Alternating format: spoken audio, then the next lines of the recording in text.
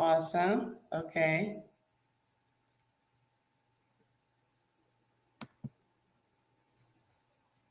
All right. Welcome everybody to Kimberly T Inspires. I have a special guest, my friend, my coach. I call her my coach. We haven't officially set anything in motion, but she's definitely my coach. Her name is Roquita Johnson. She is a certified world-class public speaking coach and a certified virtual presenter.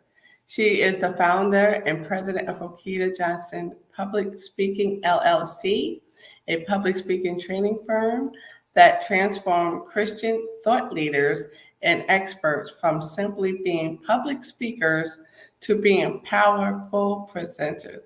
She's had worked with a variety of national nonprofit associations, private organizations, and speaker bureaus to help their people become confident, clear, engaging speakers and storytellers. Roquita loves focusing on bringing out the best version of someone who already is as a speaker instead of changing who they are authentically. Roquita is proud to be a co-author of Public Speakers Network, Amazon's #1 best-selling book, Speak Up, the ultimate guide to dominate in the speaking industry. Now, I am going to put all her links in the chat so that you can get in contact with Miss Roquita, but I am super excited that she's here with me today because we are going to learn a lot of different nuggets. Okay. Miss Roquita, how you doing today? I am doing amazing. How are you? I'm good. I am super excited to be here. Have you here with me today. I said this has to go off. I wasn't feeling so well earlier today, but I'm like, oh, we're gonna get it together today, girl. We're gonna get it together. You got Miss Roquita coming, and you got to show up. We're I'm not so canceling. Mm-hmm. I'm glad that you pushed through so we can converse. Yes, we're not canceling, we're not rescheduling because I got Miss Roquita on the line, okay? So I just told everybody a little bit about you, but you do so much. You do so much. Go ahead, tell. I know I just told the people who you are, but tell the people basically what made you start doing this. Like, what made you become a public speaker and want to teach others? I got into public speaking because I hated it. That's the God honest truth. I started getting training for public speaking because it was something I did not like to do, and I had to do it for work. I come from a marketing corporate background, and at one particular job I was working at, I was promoted quickly after 6 months. Great, but also horrible because that meant that I could not really hide behind my team members anymore. I would have to lead more of the team meetings, which meant that I had to speak up more. I had to give direction on what I needed the copywriters to do. What did I need the graphic designers to do? And something as simple, what we think is as simple as just having to oversee a meeting, that is still public speaking. It doesn't have to be a formal speech on a stage in front of 500 people. But that situation, it made me fearful because I did not feel as competent when I had to speak in front of my team. And one day, after a particularly nerve-wracking experience, I was like, I need help. And then I went for help. I actually started out with Toastmasters. That's how I got into it. Wow. And you just took off from there. You are so amazing. To watch all your videos, being mindful of all your nuggets. So I reached out to you because I felt that I shouldn't be the only one getting all your nuggets, helping people to get out there and do what God has called them to do. They feel like sometimes, oh, they're just the author. They just the author, so they don't have to do public speaking. I said, who's going to promote your book? Who's going to know that you're out there? And then when you're asked to speak, what are you telling them? What's your price, your budget, everything like that. So a lot of people kind of like downplay themselves. Oh no, I'm not a public speaker. I cannot even ask for that amount. They feel ashamed, like because this is their first time going out. They newbies, so they kind of nervous about going out there. So I know that we're going to have a lot to discuss today, coach to coach. So the first thing I just want to just talk about that having a confident mindset for those newbies that go out there and just they feel like they're not like everybody else, like the Les Browns and the Roquita Johnsons, and they're not like the Tony Robbins out there. They're not up there, so they feel like they shouldn't be asking for anything. What would you say to those people? With anything else in life, it really does start in the mind. And I know that probably sounds really cliche, but it's the truth. When you hear some speakers, for example, some speakers, when they're saying, I feel like I can't grow my speaker business, or I'm not getting the money that I want to be paid for these speaking engagements, whether you're actually on the stage giving a keynote, whether you are doing a breakout session at a conference, whether you are doing a workshop for a client or a training, those are all speaking opportunities. But if you do not have the confidence to ask for it, it's usually because you do not believe that what you are providing has that value. And it could be the most valuable service that you are offering. It could be a training, for example, that this company really needs.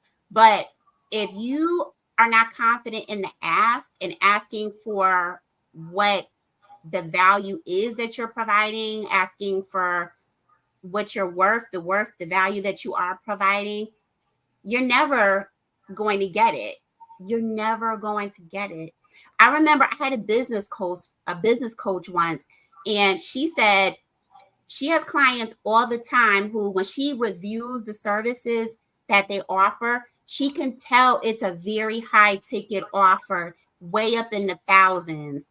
She could tell that client that this is worth, whatever that amount is all day. She could tell them that all day till she's blue in the face.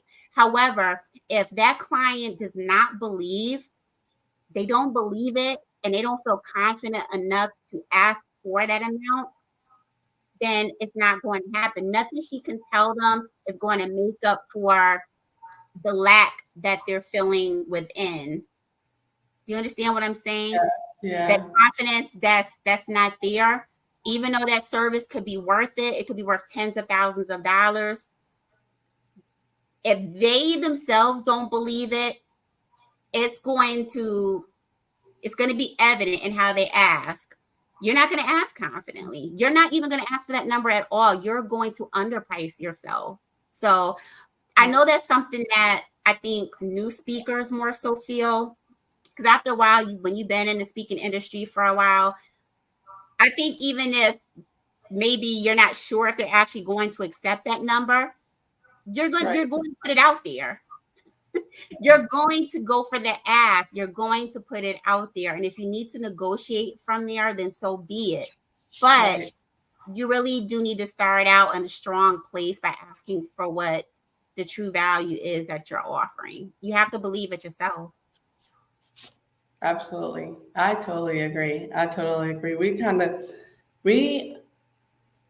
of make ourselves or downplay our gifts that God has given us, especially as Christian speakers, we don't believe that, we can't charge that much, but this is what God gave us. He didn't want us to belittle our gifts or our talents and stuff like that. I feel like if you still give him honor You still give some kind of like tithing if you go to church, do that. But they feel like because you're a Christian speaker or you Christ-like that you feel like you don't have to, you shouldn't be charging that much or charging at all. And I also know that pastors who have to go someplace and speak, they have to have something. Either somebody's putting them up in a hotel, or they paying for his lunch or his dinner, stuff. Like when he comes out to speak, they may not have a lot, but they have something to offer him. So I'll figure like something as far as a public speaker, if the people that's asking you to come out to speak, perhaps they could purchase your books. What do you think about that? Or should there be something else in line with that? I want to make Like, sure I understand what you're asking me exactly. Are you uh, asking if how they should be compensated if they're yeah, not able to provide monetary payment? yes. Okay, great question. There is always a way to get paid as a speaker. Mm-hmm. So if this is an opportunity where they can't pay you an honorarium, they can't give you a monetary payment, then there are other avenues to explore. One of them is just what you mentioned. If you have a book, you can see if you can sell from the stage. Sell your Mm. book from the stage, or have a vendor's table. See if they will give you a vendor's table for free. So during the event and after the event, maybe you have someone man that table during the event. And after you speak, you can, go to your table, but you can sell your books there. Or if you have a service or a program that you offer, you can sell from the stage by offering that service or that program. Or maybe it's something where they will have their videographer or their photographer give you a nice video recording of your video, your Right. presentation, give you some nice photos, because all of those things add value. You can always use those photos and promotional materials for yourself. Photos are not cheap when you have a really good photographer, when you want a good photographer. So you can always ask for things like that. There are a lot of ways for you to get paid and it not just be monetary. It's Absolutely. important to think about what else would you find of value, and talk to them about that. You would be surprised what you can get, but you should never just totally speak for free. It takes time to prepare a speech. It takes a lot of time to prepare something that is valuable for the audience, that they're going to remember, that's going to enrich the audience long after they've stopped hearing you. Speakers put in time. Your time is valuable. Your And time is important. those books aren't free. Those books No. aren't free. And sometimes when it comes to books, besides the vendor's table, you can also ask if the organization that is hiring you, they can buy books in bulk. Some of them Right. will do that. You can put that in the contract. If they're not paying you, maybe they can buy, I don't know, 150, 200 books, depending on how large their organization is. Some of them will do that. So there are different ways to get paid. Oh, wow. That is so good. This is so good. Nice, valuable information. So there's another question. Why is it essential for, well, we already went over that. Why is it essential for public speakers to have this kind of mindset? New speakers, actually, new speakers to have the confident mindset. So I believe that you answered that in the beginning, that we need to be confident speakers, right? So how can we improve our chances of getting hired again? So once you've been hired by your client, Yeah, getting asked back again. yeah, like expat, or probably perhaps maybe they want to refer you to another Well, place. number one, to get hired back, exceed their expectations, give them the very best that you can give them, whatever that was, that keynote, that training that you did for their organization. blow their minds with it. Whatever you promise, give them that and then some. Give them your best. So let's start there. No one wants to hire anyone again who they were not hitting it out of the park. They were not at least even meeting the standards or meeting the goals that were set for that keynote or that workshop. So that's number one. You need to exceed their expectations with that. But also getting hired again, I think a conversation is worth that. Let them know that you really enjoyed this speaking opportunity, talking to their people or training them. You would definitely be open to coming and speaking with them again. It never hurts to let people know that. Don't assume. You never know. They might want you to come back, maybe do a different training next year. I have a client like that in California. For the past 2 years, they've asked me to come back always around the same time of year. They know what my wheelhouse is: communication, storytelling skills, all of that. So they will ask me to do trainings within my expertise on different subjects, but still within my expertise. So you can do that. Tell them that you are open to coming back and doing a training. Go from there. But also, what I also like to do is I'm very, I want to call it old school, but I do believe in the personal touch. The personal touch is still very much important. Here's what I mean. Mm-hmm. One of my recent clients, our contract ended in mid March or so. I've been working them since last year, doing a workshop, a training with them every quarter. So what I did was, in addition to having a follow-up conversation with them, just seeing what my main contact, seeing what his feedback was, how he liked the trainings for the past year. I also like to send thank you cards to the people who have brought me in to speak to their people. And how often do you think people are sending thank you cards, handwritten cards at that? Mm. Have you seen one lately? Wow. Handwritten cards. It's such a simple That's little a thing. good, good idea. I keep I keep blank thank you cards in my desk. Like I always Wow. have a stash of them. They cost nothing. Like you can buy them at Walmart or the dollar store and get a pack of 8. But I handwrite my notes out, thanking them for choosing me. They really could have gone with anyone, but they decided to go with me. I am honored. I don't take that for granted. Thank you for the opportunity to speak to your people, to speak into them. I want them to leave better than how they came before we started the training. So I want them to leave better off. And then in addition, what I will often do is inside that gift card, I'll give them a gift card to some place that they can eat at or get coffee or tea, something like that. Whether that is usually like Dunkin' Donuts, something like that I know is probably everywhere, but something that I know is close in their area. But most people drink coffee or tea. It doesn't have to be anything grand, but it is a nice touch. And even one of my clients, that when I'm talking about that I finished up my last training with them in March, he texted me because he had my phone number and he let me know that he just got the gift card. I think he was out of the office for a little while. So he said, "Hey, I just got your thank you card. I got the gift card. Thank you so much." And I told him, "Thank you. Like you were the one that found me.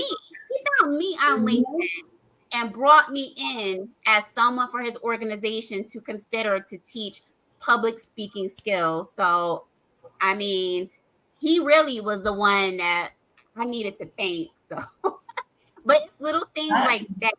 The personal touch really makes a difference. I love it, guys. You hear that? A personal touch. Go out and get those blank thank you cards and buy them a cup of coffee. Something that they will love. A tea, coffee, they can purchase anything. They will love I mean, who doesn't like anything in the mail, right? Who doesn't like gifts? Now, Exactly. It's not a bill. It's not a bill. It's a right? thank you card and a gift card. Right. It's not a bill. How long do you think that we should wait before that? Before reaching out, should we send it out right away? Should we send out the thank you cards right away as soon as we're done? Like if we're home, get in the house, we're done, we get ready to sit down. The job is not over. So should we just send out the card right away, get the card ready, get the gift card the next day, and just send out the letter, the mail? Or how long do you think that a person should wait or not wait? I mean, as soon as the speaking opportunity is done, pop it in the mail. There's really no specific days I'd recommend, just as soon as it's done. I mean, if you do it that day, that's amazing if you have the cards on hand. But sometime during that week, I'll send out my gift card to thank them. I just want to make sure that I get it out, that I do not forget. I wanted to get it there sooner than later. But yeah, send it out soon. When I'm thinking about this in a larger, what's the word I'm looking for? In the grander scheme of things, it's Mm-hmm. not so much about the thank you card, but when you're thinking about when to reach out to this client about getting rehired again. Uh-huh. So, number one, immediately, like I was saying, to thank them for hiring you, letting them know that you are available if they want to bring you back in again next year, or maybe even before the year is up, they might need your services again. So I'm going to let them know that. But also around September, October, that's also, I would say, let me back up a second. September, October, those are times of the year when a lot of companies are doing their budgets for the next year. They're thinking about where to allocate their funds, and that would also include professional development, or if Mm. they're putting on any type of events and they might need a speaker. So before September hits, think about June, July, August, start getting on your radar. Even if you have not spoken at this company before, get on their radar. Reach out to someone in the organization, the department that would be most appropriate for you to contact for your services, and introduce yourself, pitch yourself. You know what I mean? Just let them know who you are, what you do. You would love to be able to offer this to their employees or their members. How would their audience benefit from what you offer?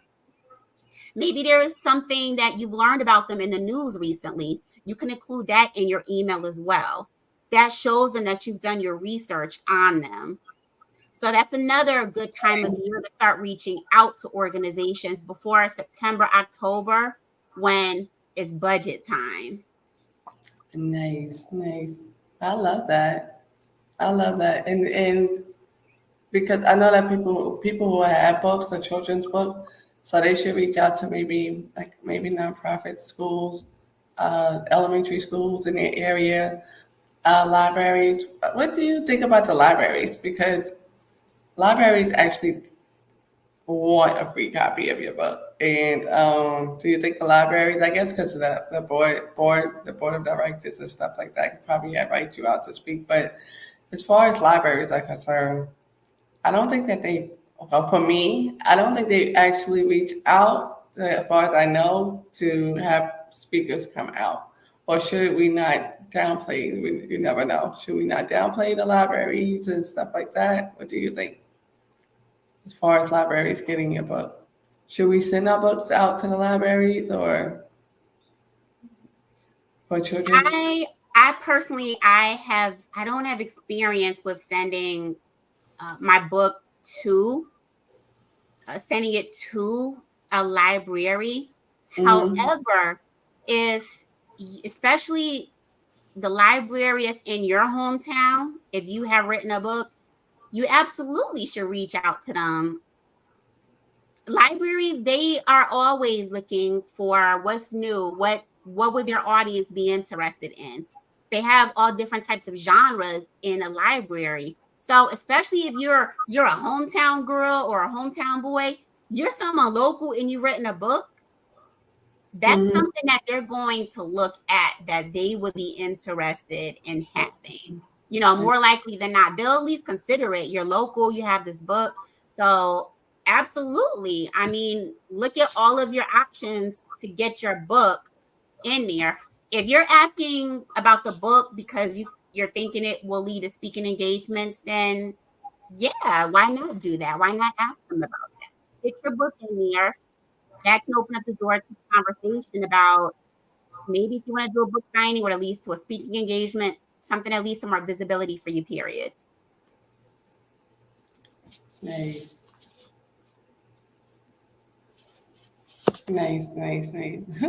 So, should we ask for testimonials? What do you think about testimonials? Of course, what about testimonials? How should the testimonials be sent? Was it a video one, or people like to um, type them out and then send them to you in an email? But which one do you think is the best way to do it? Do a video testimonial of what your speaking engagement, or a handwritten or typewritten one, I should say? Well, number one, absolutely ask for a testimonial when you have finished any speaking engagement. Always have that as one of your post speaking tasks to do. And do it sooner than later because you want to ask while it is still fresh in your mind. Like, If you can get the testimonial, not just from the person who brought you in and they've had the chance to watch what you did as well, to experience it, but also from the audience. If you can get testimonials from them as well, that's good to do that, as many as you can get. What mhm. some speakers will do if they're on site, so not virtual, but if they're on site speaking, sometimes right after their event, like maybe you're at a conference where you were speaking, so you've got a break. People are so excited about what you've heard. People are coming up to you, talking to you. You can ask them if they'd be willing to give you a testimony on camera. I mean, they are still raving about you. They are still in a great mood about what they just witnessed seeing you. So you can always ask for a testimony right there in the spot. If people are comfortable speaking on camera, they will not have a problem. They'll do it for you. Not everybody is comfortable on camera. You can always ask for written testimonials from people. They can send it to you in an email. I I always tell my clients when they have a speaking engagement, better to ask for a video one. Put that out there first. See if they are comfortable doing a video testimonial. There is something about seeing and hearing someone gush over what you just did. Yes, reading is great too. Some people are very powerful with the pen. They know how to string their words together just right. But for someone who may be considering bringing you in your organization and they are able to just see the joy, the enthusiasm in that person's face, the event organizer who brought you in, or the audience member who heard you speak, there is something about that. Seeing is believing, as that old saying goes. So if they're not comfortable with video, again, you can ask for written because written has its place too. You can always include it somewhere in your website or in your speaker one sheet or any other materials. But I always try to go for a video first. And you can put links to the video, of course, too, from different places.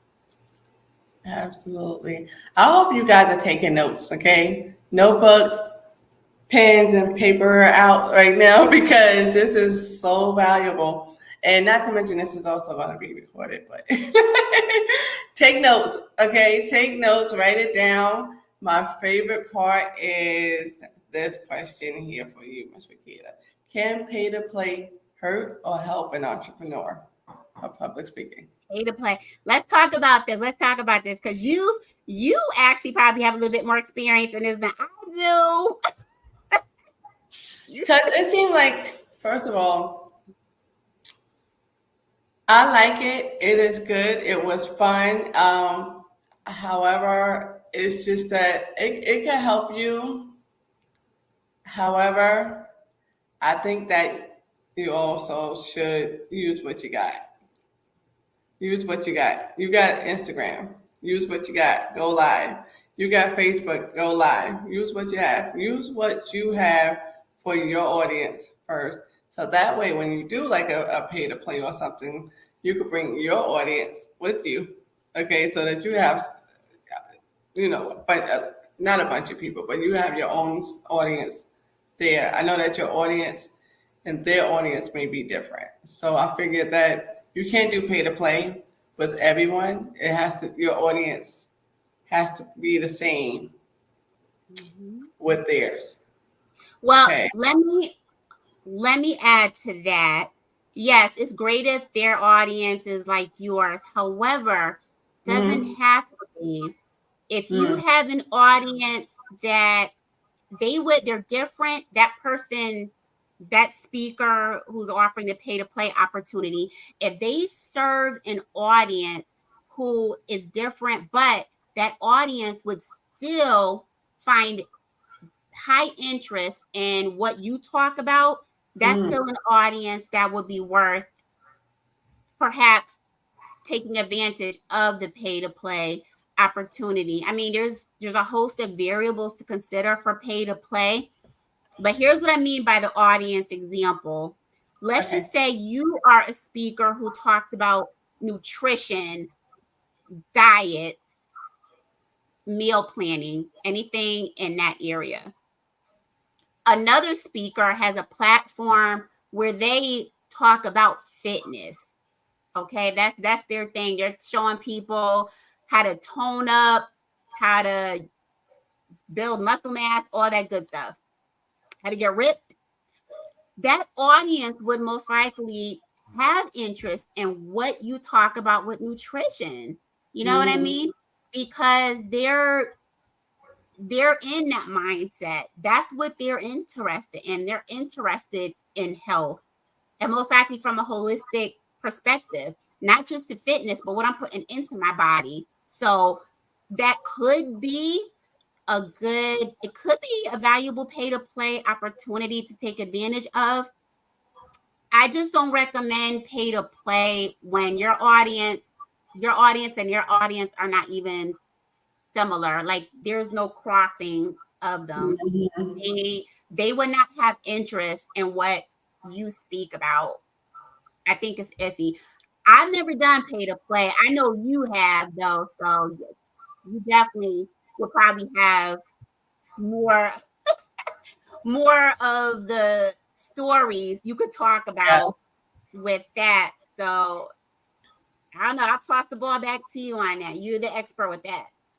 I heard, well, from the best, who I presume is the best, as far as the public speaking, my coaches who are public speakers, they said that, especially one in particular, who said that you must bet on yourself, right?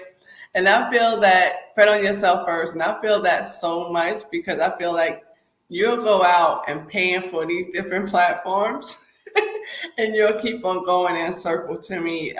That's what I felt like I was doing. I mean, granted, the pay to play was good. Yes, it was great. I learned a lot, but I also learned about myself just from that one statement because I didn't bet on myself first. This was not even an option. Okay, to do this. This is betting on Oh, myself first. And I am so glad that I have the opportunity to speak with you. And my other coach, like, she just flat out said that is, uh, I guess it's the name on the agenda. Let it be a big name on the agenda that brings you in, you know. that's true too. If it's a big enough name, and again, their audience really does need to align with your audience. It needs to cross with them in some way.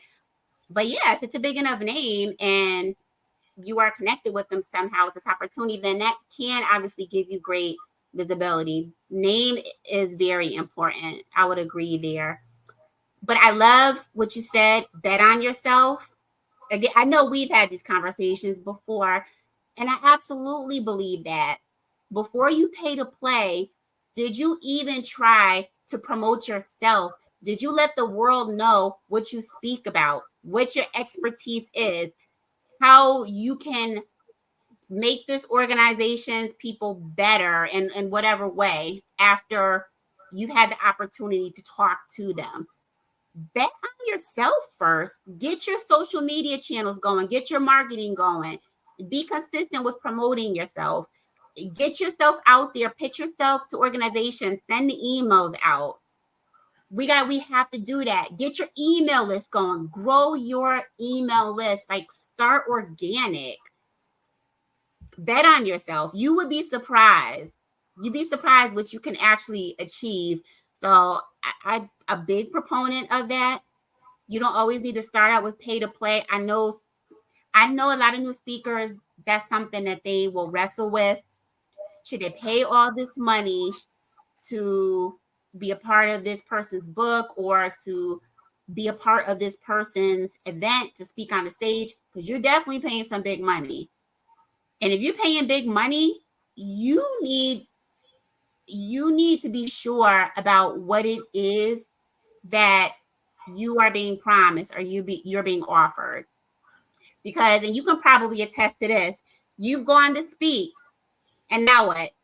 The event has ended.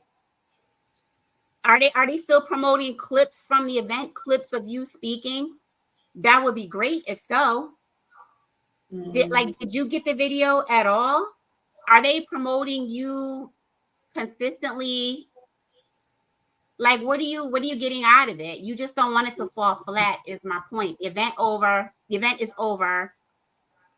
What is happening now? How are you able to benefit? I think you really have to weigh what it is that they are offering. Is it with what you're looking for to get out of this?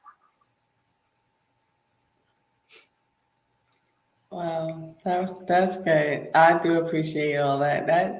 That is phenomenal, and I love it. And I am going to make sure I put my best foot forward always. I am going to bet on myself first, because also too financially, if you're just starting out in public speaking, you will want to grow your own platform first instead of growing helping. I mean, you can help somebody else, and that's exactly what you're doing by paying them. So I feel that you also could. I learned that you could take that money and put it into, making sure you get your next book out, or like you said, marketing materials for yourself. So betting on yourself is number one. Do that first before you do anything. And I had to learn that. And the platforms I was on, they were great. They were phenomenal. However, it would be even more better if I would have betted on myself first and promoted myself first at all costs. The money that I put in that, I could have put in myself as far as marketing, creating more books, and advertisement. Absolutely. So, Ms. Roquita, this was phenomenal. Is there anything else you could share with us today? I think we went through. This was a great conversation. This is the conversation, guys, that I have with her just on a regular. Okay, she gives me all these great nuggets, and I should be phenomenal by now. No, I am. I know I'm because I know she's gonna say, "Why did you say that?"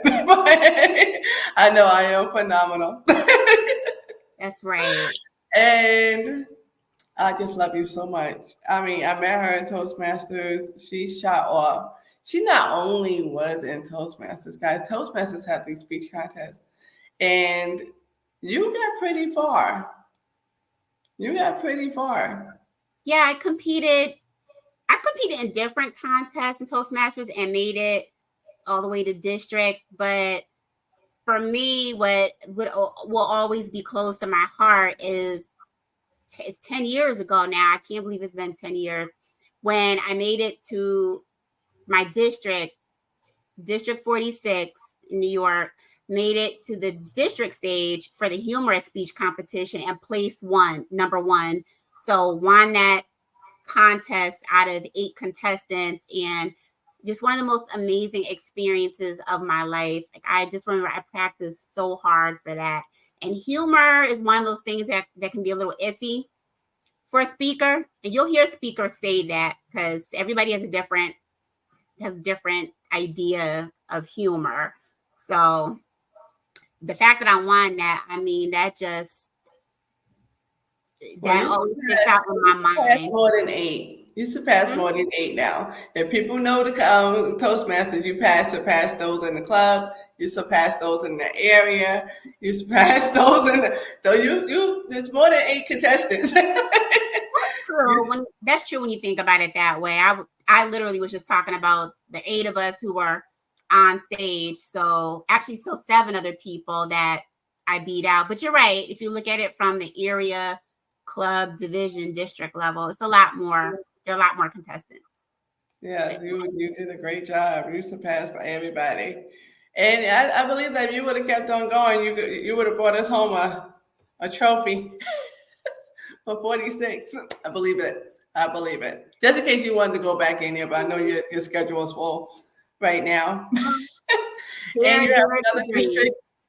You have another district, but I know District 46 is always going to be a part of your heart. Absolutely. Yeah, Absolutely. definitely. Absolutely. Yeah. Thank you for having me on. I know you asked me if I had anything else to say. My parting words to speakers would be to, like we mentioned, bet on yourself and have confidence. That was the title, that's in the title of this interview. Confidence in the speaker marketplace. It really does start within. Whatever you speak about, whatever your passion is, put your expertise out there. Be consistent with promoting yourself and figure Mm. out what's the best channel for you to be on to reach the audience that you want to speak in front of, because you do not have to do all the things. You don't have to be everywhere. First of all, no matter what your audience is, I always recommend LinkedIn, because people who sign checks are on LinkedIn. Ooh, Decision I love that makers. slogan. They need to hire you for that one. No, I mean, but that's just That's the honest. truth. That Decision is true. makers are on LinkedIn. They might not be on Instagram, but decision makers, they have an account on LinkedIn more times than not. So get on there, promote yourself, make your expertise known, what you talk about, make connections on there. If Instagram is also where your audience is, get on there. If you're someone, like I said before, let's just say you're in nutrition, or if you're in fitness, you definitely want to be able to show images of what it is, the foods, the dishes that you prepare. Show workouts, show some type of workout exercises that people can do on Instagram. Instagram is very visual, so that would be perfect for people who have this type of expertise. But wherever your audience is hanging out at, that's where you need to be. If you are an interior designer, if you speak about design, you need to be on Pinterest. People are always looking for design ideas for their home on Pinterest. So think about what it is that you are an expert in, that you talk about. Go where your audience is. You do not need to be everywhere. Mm, thank you for that. That is good. That is good. You don't need to be everywhere. You And you can don't. start on your biggest. Should you start on your biggest platform? Well, YouTube is huge by itself. You could promote, YouTube. YouTube, and like you said, LinkedIn too. YouTube and You- LinkedIn. So YouTube. I did downgrade Facebook a little bit. I'm sorry, but you told me not to do that. But like you said, so I have all 3 lined up. Basically, Facebook. Listen, when you mention YouTube, if someone is a speaker, you absolutely need to be on YouTube. You're a speaker. People need to see you speaking. If you're just starting out and you're like, well, I don't have any video footage of me speaking somewhere yet, that is okay. Still get on YouTube, create your YouTube channel, start creating videos around your expertise, give some information, give some valuable tips, something that is going to catch the eye of someone who may want to have you speak to their audience, start where you are, but just get started. But absolutely, you do need to be on YouTube if you are a speaker. YouTube is owned by Google. Google is the number one search engine. So YouTube is the number two search engine. You need to be there. You show up in results. If people are looking for something in your niche, your expertise, your video can show up in the results. So why wouldn't you want to be on there? Wow. Thank you for that. That is totally awesome. So again, what I need to do is actually tell us how we can find you. Tell us how we Yeah. can find you. Mm-hmm. You can go to my website. It is www.roquitajohnson.com. Or you can also find me on LinkedIn. You can also find me on Instagram. I have a lot of content on Instagram. And I've also got some stuff on TikTok a little, and then YouTube. I definitely have content on there. So please go to any one of these channels and check me out. Let's connect on LinkedIn. Let me know that you saw this video. This is how you found me on Kimberly's podcast. I would love to connect. Awesome. Thank you. Thank you. Thank you. Thank you. Thank you. I cannot thank you enough. Okay. I will make sure I get that handwritten card out there to you as soon as possible, as well as the gift card. It's coming to you. Okay. We're going to get it when we get off the line. Because it's okay. Yes, you do. You deserve it. Everybody, you drink tea? I know you drink tea. Everybody. I love tea. I am tea drinker number one.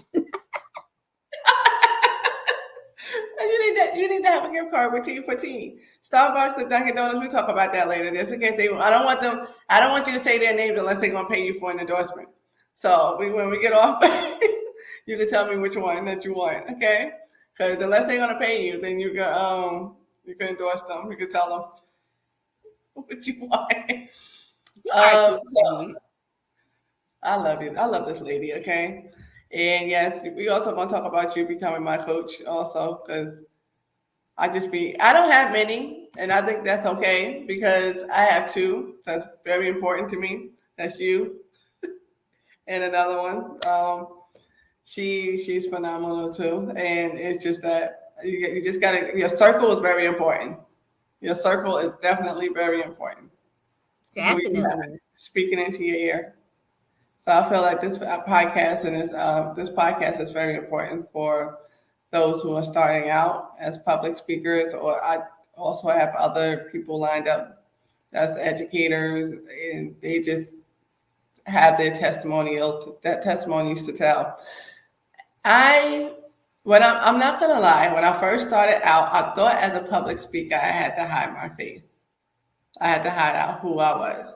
But seeing you as a Christian public speaking coach, I was like, wait a minute.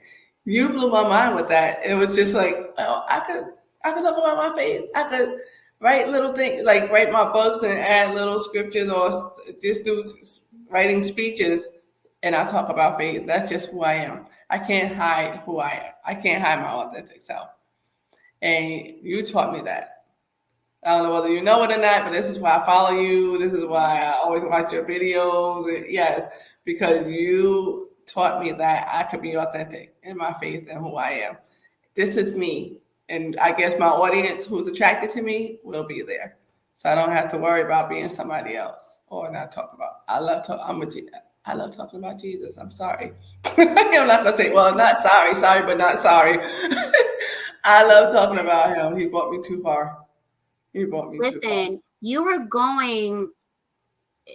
being yourself, you're going to attract the people that you're supposed to attract by being yourself. If you're not being yourself, you're going to attract the people that you don't really want, that you don't really want to, that's not your audience to speak to, things like that. So it pays to always just be yourself anyway. But yeah, your faith, I don't believe in hiding my Christian faith. There are a lot of people out here, they're not Christians, and they make it clear what they are into. they make it clear and they're unapologetic about it. I And think, I'm going to be my authentic self too. And my faith is very important to me. And you know what? The people that, whoever you're looking for, they're looking for you too. And I know this because the women, because I mainly work with a lot of women. I will work with men too, but just women are attracted to me. So the women who I coach, the majority of them, they'll tell me, you were who I was looking for. They'll tell me, I typed in the search engine, Christian woman public speaking coach, female public speaking coach, Christian, something along those lines. And I popped up high in the search engine results. So I've had my clients tell me that you were who I was looking for. So see what I mean? It just pays to be yourself, because whoever you are looking for, they are looking for you. You don't need to speak to everybody. We have a lot of coaches out here, and there is a segment for each coach. There's a segment for you. I wouldn't even want to coach everybody. I'm not interested in coaching everybody. I turned down clients, potential clients, people wanted to work with me for different reasons, but some of them they just weren't right. Which is why it's important to have discovery calls, because you want to see if this will be a good coaching client relationship. So, yeah. Oh, wow. I like that. Thank you for that. That's helpful for me, and I know that's going to be helpful for others. And I just want to say, I'll ask you again, is there anything else that you wanted to share? Because if not, I kept you for 2 hours. Well, for an hour. I kept you for an hour, a little bit over. Okay. No, I think I said everything I need to say before. Again, like you said in my introduction, I love working with Christian speakers.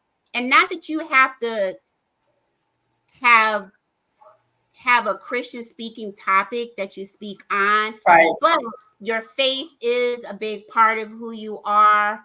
And usually people of faith, they do like to weave in their faith somewhere along their messages. It doesn't have to be a purely religious or a spiritual topic. You could be talking about money management, but we know money management is talked about in the word too. So you can always weave in those biblical principles if you want. There's a way to do things, but I just say all that. There is a way to do things. It doesn't have to be just a religious topic that you talk about. But you know who you are. I know who I am. So I won't have somebody on here doing tarot cards. Okay?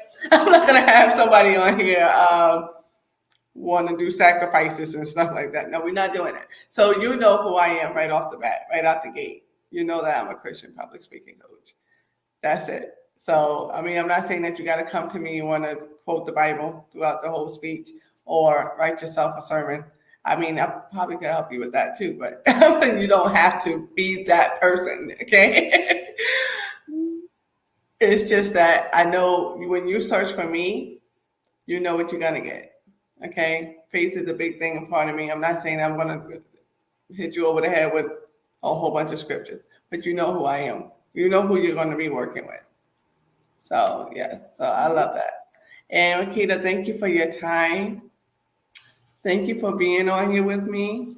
You know I could talk to this lady all day, right? But don't worry, when you see me flourish and blossom, you're going to know why. Because I have Miss Roquita as my coach. But I just want to say thank you so much for being here with us. And thank you for joining me. All right, everyone. I want to say good night and thank you for joining. And catch us back here for some more important videos that I'm going to constantly put out there to help us along. And yes, it's going to be some guest speakers. I always like to call them my co-hosts. Okay, I don't just say that they not, just guests. They co-hosts. They're my co-hosts. So I want to say thank you again for joining me today. Thank you. Thank you, my love. All right, everybody. Y'all have a good night. And we'll be talking to you soon. Don't forget to look, follow, subscribe to myself, my YouTube, my Facebook, and my LinkedIn page, Kimberly T. Mitchell. Again, you could Google me too, Kimberly T. Mitchell. You know, it's this one with the alopecia, okay? Make sure you look her up and make sure you look up Roquita. I left her links in the bio in the comment section below so that you can find her easily, okay? And everybody have a great night. Bye.